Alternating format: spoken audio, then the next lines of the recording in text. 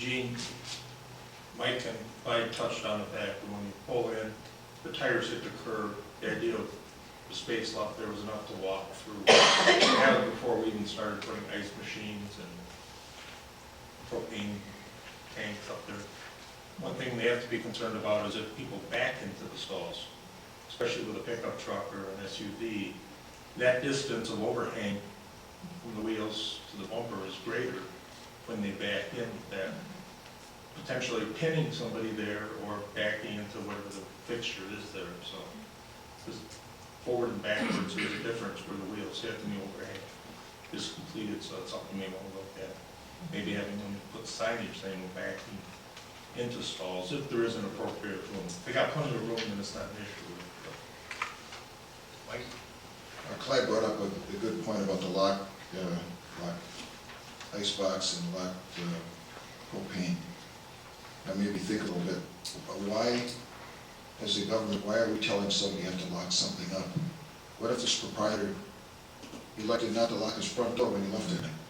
I'm not going to lock it. Is that? I think the concern came from the police chief in that we wouldn't want to see something that is unlocked so that somebody could grab something out of it and throw it through a window. And that was the biggest concern, and that's a concern with other types of establishments as well. Yeah, now we're making an ordinance, and not that we're going to enforce that portion, but I don't know that anybody's going to give somebody a ticket for because they have their icebox locked. But after Clyde brought this up, I'm thinking of it a little stronger. I think that's pushing us onto somebody else a little bit too much. And you can go up to a gas station right now, fill up your tank. If you don't want to pay for it, just take off. Yeah, if you get caught, you pay the consequences. But you know what?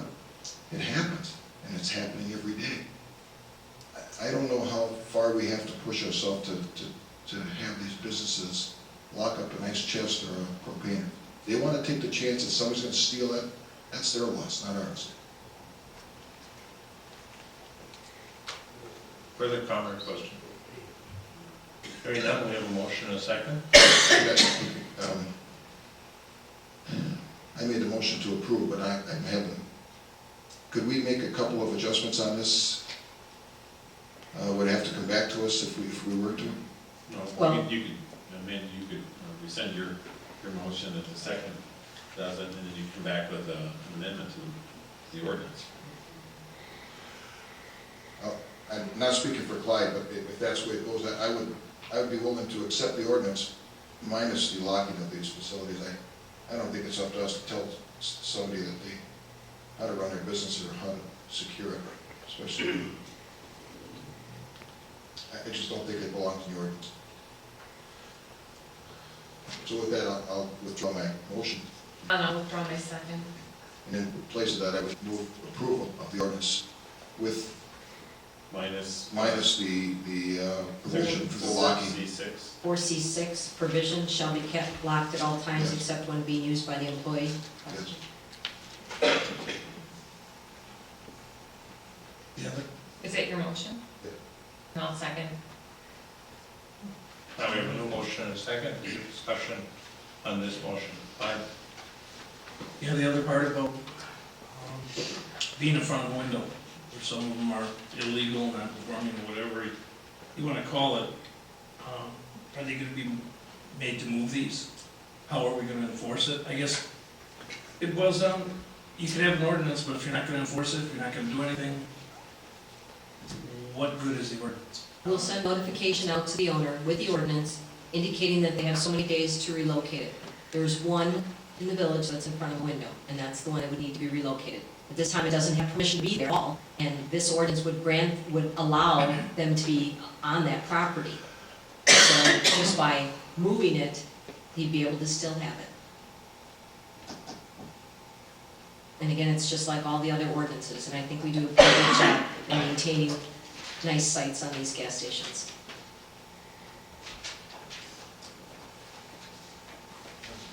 Just to kind of, I understand they need to be clean, clear, and they are, and the stations here are nice, and everything, the businesses are kept up nice. I just have some concerns. That comment also came from the police chief. He did not want the obstruction of a solid obstruction outside of the window from the inside. Okay, we have a motion and a second, any other discussion? If not, those in favor? Aye. Opposed? No. Motion carries, one exception. Let the record show Clyde voted in the negative. That moves us on to item B. Item B is to receive the planning commission recommendation. Consider ordinance number 08-20 for a zoning map amendment to rezone the property located at 9249 Old Green Bay Road, and this is from B2 Community Business District to the I1 Institutional District in order to be in compliance with the village's adopted comprehensive land use plan. Gene? Mr. President, the staff recommends that we table this item this evening to have an opportunity to sit down with the property owner in order to go through some of the issues that were raised and to make sure that there's a clear understanding of exactly what the staff and the plan commission are advancing forward to the village board. Make a motion to table. Motion by Clyde, second by Mike. That takes no other action except those in favor. Do you want to table or postpone? Table comes back to the next meeting, postpone Table, pulls it off postpone. until, I would It comes recommend back. that it be postponed Postponed. since it would be postponed.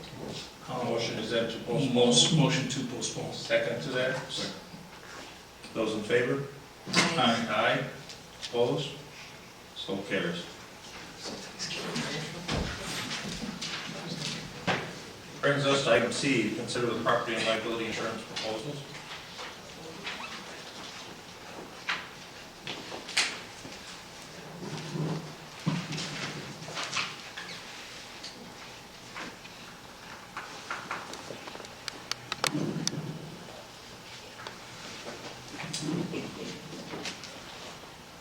And this year, we have two proposals for our liability and property insurance coverage. The village is actually entering its second year of a third-year bid cycle for our liability insurance.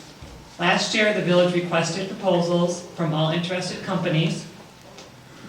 This year, we were initially going to renew with community insurance until WASA came in with a proposal that was priced substantially under community's renewal proposal. This chart shows the comparison between our current year community insurance coverage in terms of dollars we are spending, and then the proposals that came in from WASA and also community. Last year's proposal for community was $340,000. That includes property and auto damage through the local government property insurance fund. But the rest of the coverage, except for the boilers and crimes, or boiler coverage, is through community insurance. There was estimated dividends of $42,000 with community this year. Community's dividends are based on a fixed 10% and a slider based on our experience. At the current time, we have a claim that's out there that's substantial, that needs to be subrogated, but they don't subrogate the claims until after the claim is finished in terms of medical treatments and those type of things. So the date that community will reevaluate that claim will be October 1st. So depending on whether it gets subrogated or not will depend on whether we get the dividend from community this year. So the dividends are estimated, they're not definite on anybody's dividends, but for this year, I'll go through the different coverages and the comparisons between WASA and community. In total, WASA is currently below community about $34,000, that includes dividends. Community just today came in and reduced their premium a couple $1,000. But I'll be talking off of this chart as long as this is the chart that we have up here and not to be confused. But the difference actually at the end is a couple $1,000 difference once we're all done. Liability insurance, currently WASA has come in at $101,919 and community $126,000.